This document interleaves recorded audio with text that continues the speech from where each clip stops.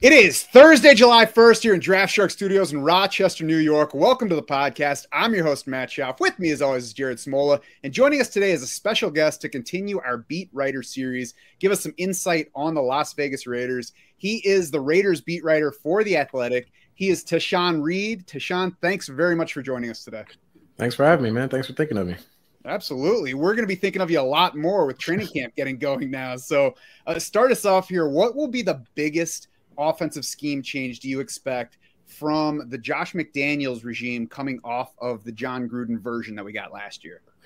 It's an interesting question because I actually think the offense is going to be more similar than it is different in terms of, for example, they're still using a fullback, multiple tight ends, heavier sets, which are all things that John Gruden was known for, and kind of, a little bit old school, but they also could switch it up and go 11 personnel or 10 personnel and spread things out and be more modern and push the tempo if the situation called for it, which they had to do a lot of last year early on because they couldn't run the ball and the offensive line wasn't holding up. But I think, the biggest difference when it comes to Josh McDaniels will be the adaptability. We've seen that a lot his last few years at the Patriots, not so much, for a lot of them because he was, Tom Brady was a quarterback and we pretty much knew what it was going to be week in and week out and year in and year out. But he had to completely adjust the system for Cam Newton, had to do the same thing for Mac Jones, and they found success last year on their way to making the playoffs. And I think that adaptability that Josh McDaniels has as a play caller and a schemer to be able to adjust, not just to, week to week to the opponent, but around, who their players are. Injuries happen, obviously.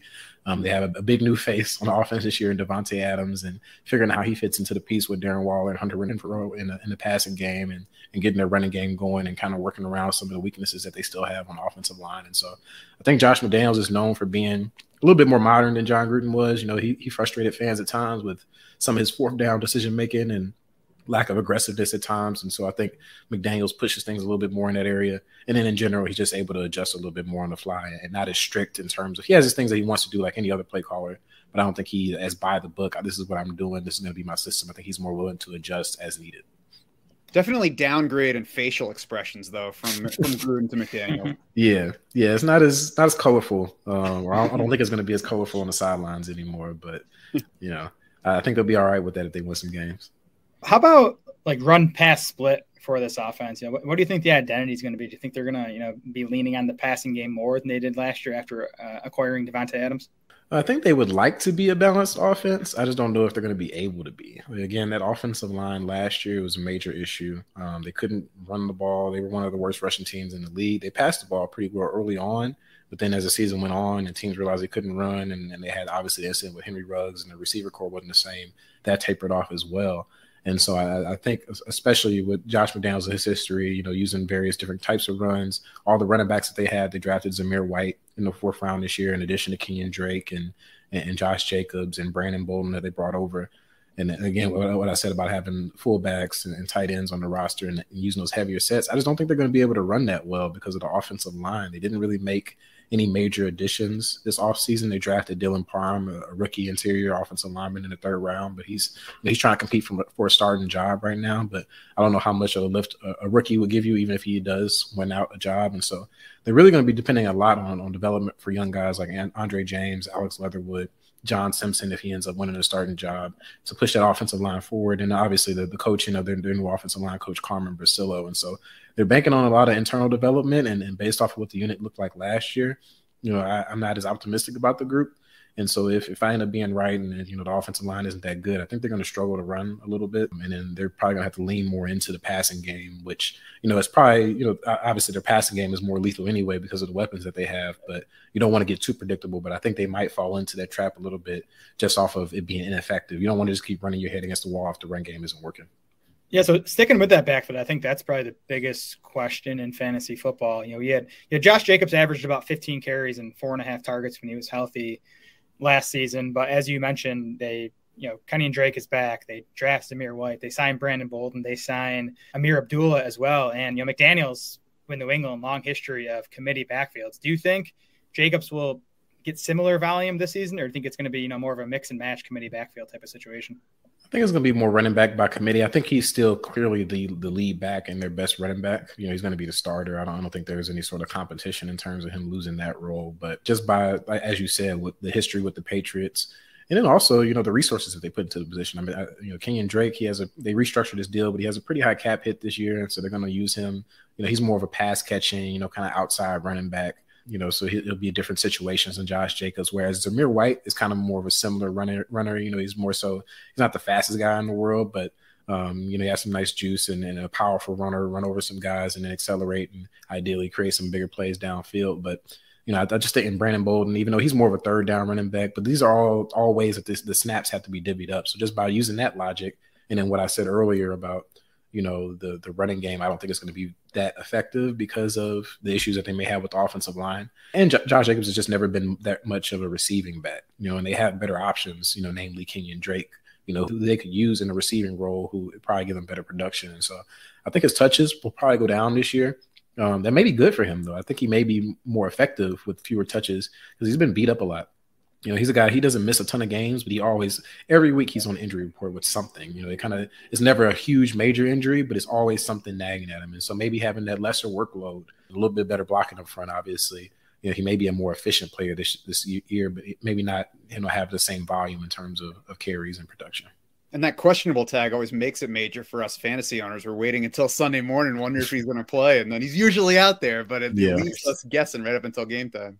Sunday afternoon usually, but the Vegas being out west makes it even tougher. And he'll troll you guys sometimes. I remember one time he was driving to the stadium. He said he wasn't playing, and then he played. So I would troll people too if I were in that situation. I'd be like, I'm trying to drive to the stadium, but my ankle won't let me. Do you think Zamir White then is more just Jacobs' insurance this season rather than like a threat to the lead job?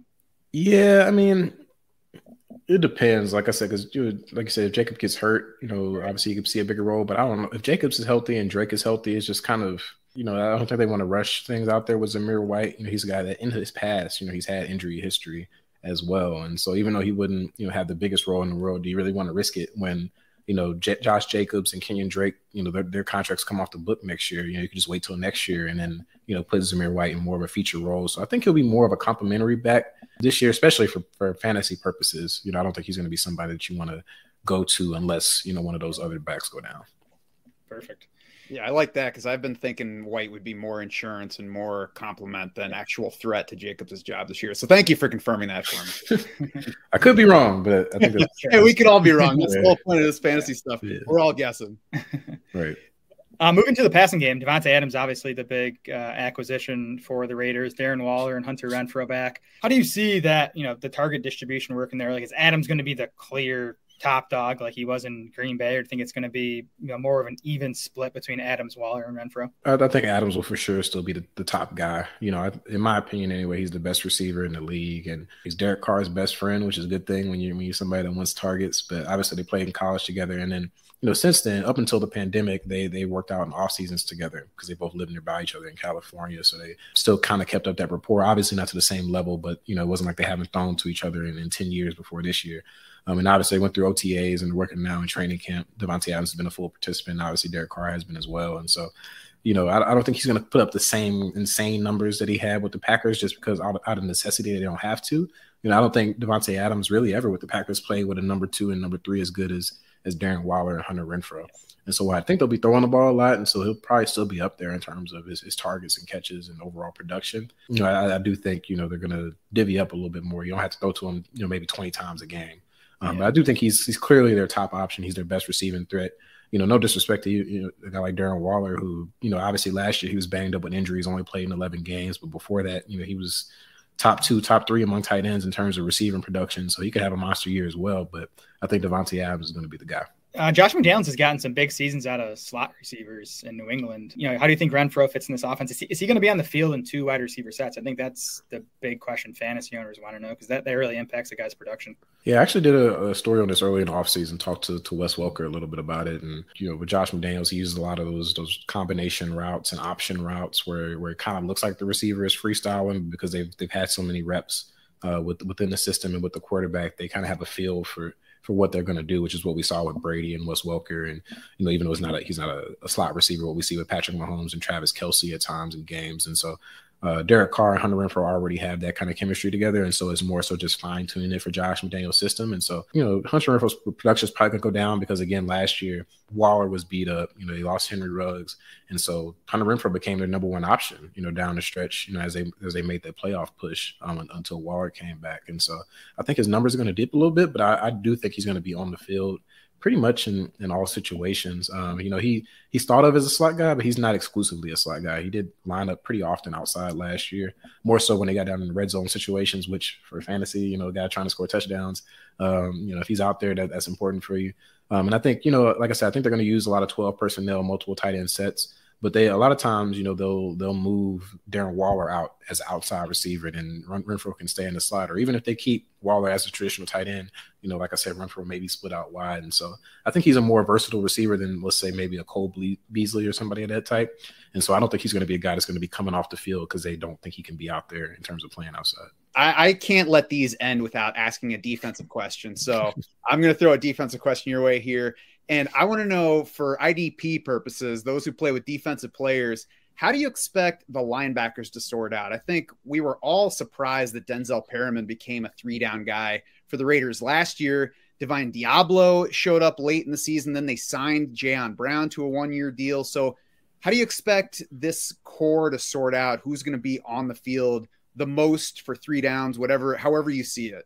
I view Perriman as the lock. I think that he's, in terms of that middle linebacker role, that inside linebacker role, whether they're in the 4-3 base, they're going to play a multiple defense this year. That's another thing, 3-4, 4-3, they're going to be switching every now and then. But, when they're in a nickel or they have 3 linebackers on the field in terms of inside linebackers, I think Perriman's always going to be out there. I think it's sort of a battle a little bit between Jayon Brown and Divine Diablo, because Diablo in OTAs, he had a red non-contact jersey on. They never told us what was wrong with him, but it's been off in training camp, so I think he's able to ramp things back up. And so I think him and Jayon Brown are kind of fending for that other nickel linebacker spot.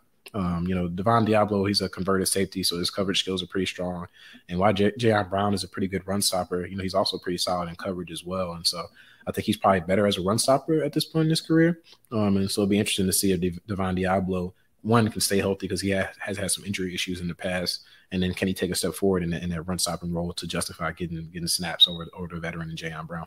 Yeah, I mean, it's a problem for us fantasy players that we don't know how the linebackers are going to sort out. It's a good problem for the Raiders, though, that they have a better group, that they, have some decisions to make, as opposed to saying this guy has to be out there because that's what we have. I will say, from a name standpoint, I think we're all rooting a little bit for Divine Diablo, right? I mean, who doesn't want to hear that name and say it a bunch? Yeah, for sure. But I would definitely lock in terms of Denzel Perriman. I don't think there's any question about him being a starter in this lineup. He's developed into he's only been here for probably about a year at this point since they traded for him late in training camp last year.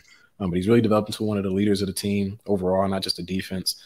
He's a ferocious hitter and run stopper. He's a little shaky in coverage, so there may be some situations where maybe it's Diablo and Jayon Brown out there instead of him. But as you said, he's become a complete linebacker. He was a Pro Bowler last year, and so I'd be shocked if he wasn't a starter this year. That might be the worst, is if they just move it all around and that's situational, just like the Patriots, who we couldn't rely on for linebacker snaps. Linebacker by committee. That's right. So we'll see how that sorts out through the summer, but we appreciate you joining us. He is at Tashan Reed on Twitter. He is the Raiders beat writer for The Athletic, and we're all about to be paying a lot more attention to you, even though we were before, because training camp just opened up. Tashan Reed, thank you very much for joining us today. Thanks for having me. You can find every episode of this Beat Writer series and every episode of the podcast on DraftSharks.com, on YouTube, on Apple, on Spotify, wherever else you get your podcasts. For Tashan Reed, for Jared Smola, and the entire Draft Sharks crew, I'm Matt Schaaf saying thanks so much for swimming with us.